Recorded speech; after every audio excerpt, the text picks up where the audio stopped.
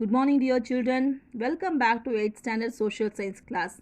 I hope you all are fine and safe by God's grace. Today, we start with Civics Unit 4, Human Rights and UNO Part 2. In previous class, I explained you about what are human rights, basic characteristics of human rights, and kinds of human rights. Let us start with the continuation of this lesson, Human Rights Commission.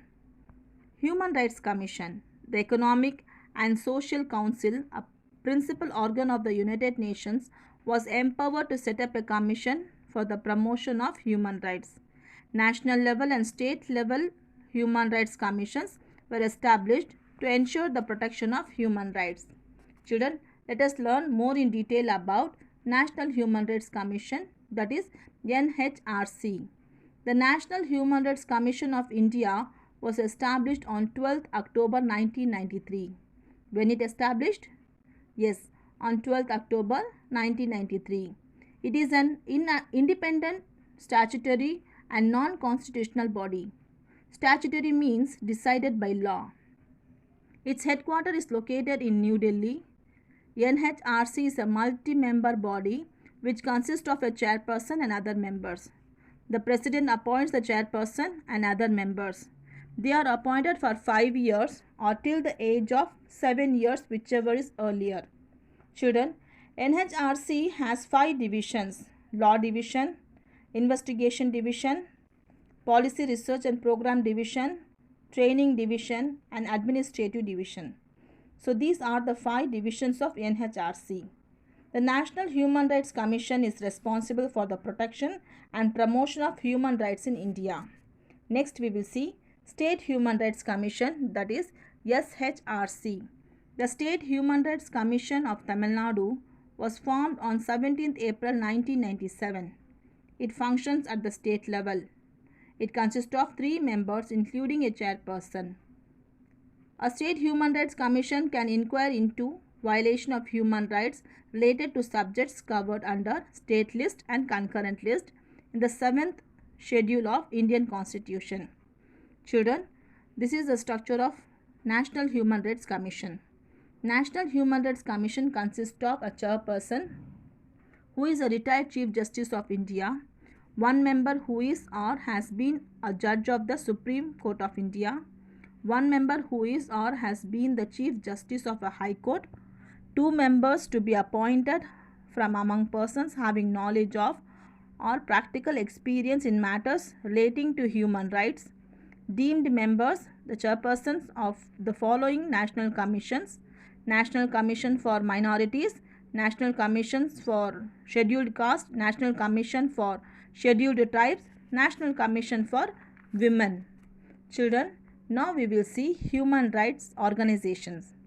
Many organizations around the world have taken the effort to protect human rights and for ending human rights abuses. These non-governmental organizations monitor the actions of the governments and pressure them to act according to human rights principles.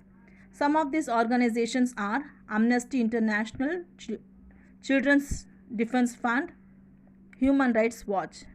Now we will see Indian Constitution article. Article number 24 prohibits child labor. What is child labor, children? Yes, child labor refers to the exploitation of children through any form of work that deprives children of their childhood, interferes with their ability to attend regular schools, and is mentally, physically, socially, and morally harmful. Article number 39F provides for children to develop in healthy manner. Article number 45 provides that the state shall endeavour to provide early childhood care and education for all children until they complete the age of 6 years. Now we will see child rights.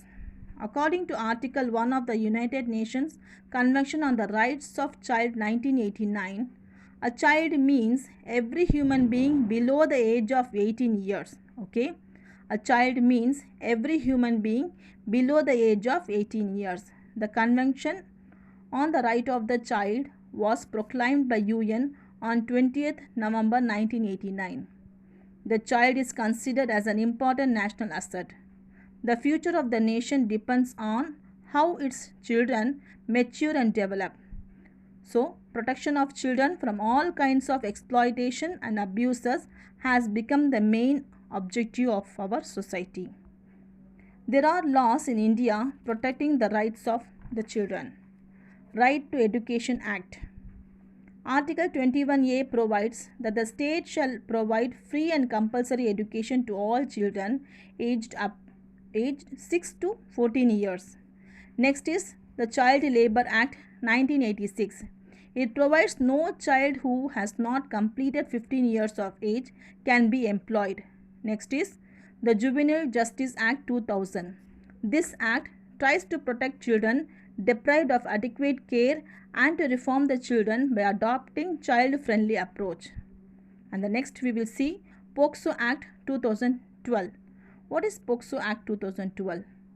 The Protection of Children from Sexual Offences Act regards the best interest of the child as being paramount importance in every state.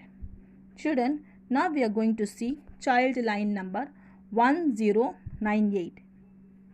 This is India's first 24 hours free emergency phone service for children in need of assistance.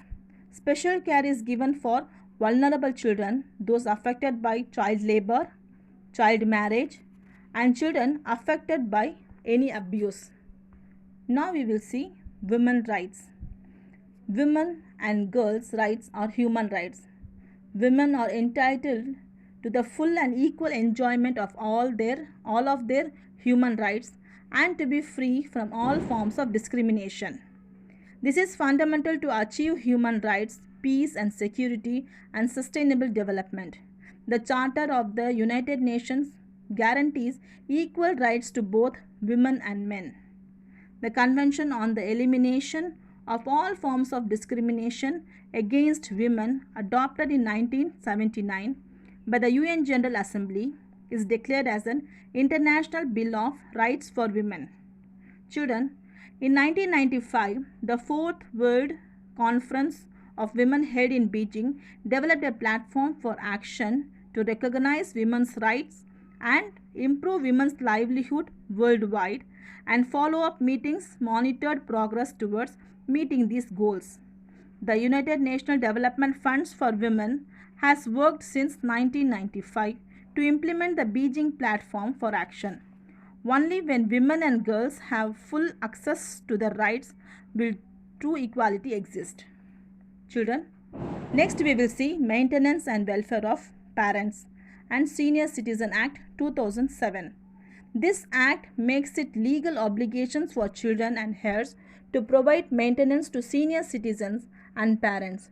Protection and support during old age are envisaged as human rights. Next, we will discuss about legislations and provisions. The Hindu Widow Remarriage Act 1856 legalized widow remarriage.